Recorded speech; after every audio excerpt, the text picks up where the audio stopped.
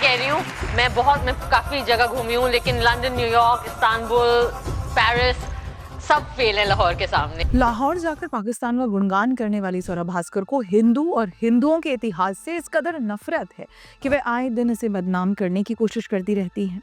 और इस बार भी वो कुछ ऐसा ही कर रही हैं। क्यों? ताकि औरंगजेब का समर्थन कर सके। दरअसल ये हिंदुओं के इतिहास के वर्तमान को बदनाम करने की कोशिश कम और हिंदुओं को चिढ़ाने की कोशिश अधिक लगती है। हुआ क्या है?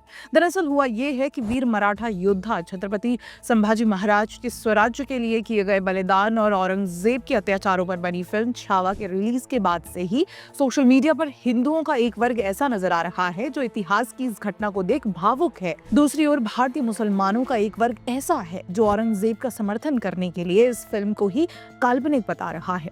इन मुसलमानों की इस लिस्ट में स्वरा भास्कर भी हैं जो फिल्म को काल्पनिक बता रही हैं। ये उनके शब्द हैं, फिक्शनलाइज्ड फिल्मी torture of Hindus from 500 year old.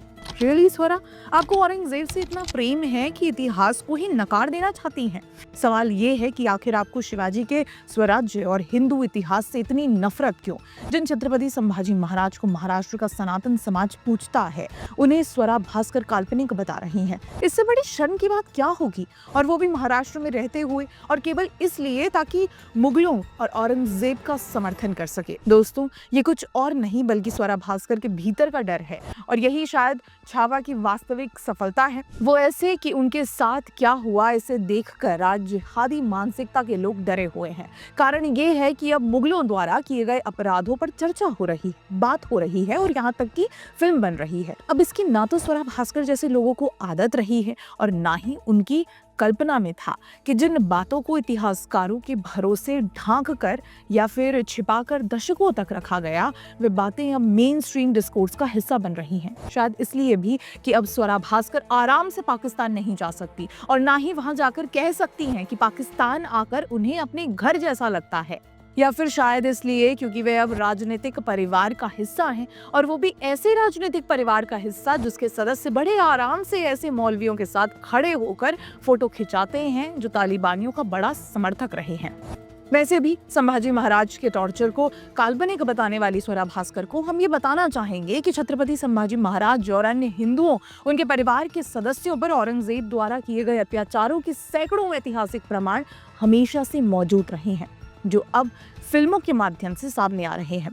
मगर स्वरा के लिए ये सब काल्पनिक है और ऐसा कभी हुआ ही नहीं। वैसे हम स्वरा भास्कर से सेक्युलर होने की उम्मीद भी क्यों लगाएं? मोहतरमा ने निकाह कर लिया है, अब वो हिंदू नहीं रही। यहाँ तक कि अब वो मुसलमानों को हिंदुओं के खिलाफ बरगलाने का काम करती है। महाराष्ट्र चुनाव के वक्त स्वरा भास्कर के वो जिहादी भाषण तो आप सबने सुना ही होगा। चाहती हूँ कि आपका ईमान कहाँ था जब आपके दोस्त अनिल राठौर ने नितेश राणे की सभा यहाँ लगवाई थी, जहाँ पे खड़े होके वो आके नबी को गालियाँ दे सकता था।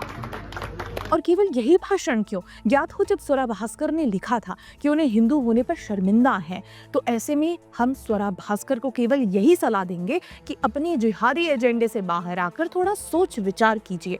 वैसे हम भी ना किस स्वरा से सोच विचार की बात कर रहे हैं जो अपनी मोहब्बत किसी और समाज में देखती है। हुजूर पाक सल्लल्लाहु अलैहि वसल्लम के लिए इज्जत मन में होने के लिए आप किस जात में पैदा होते हो ये जरूरी नहीं होता है।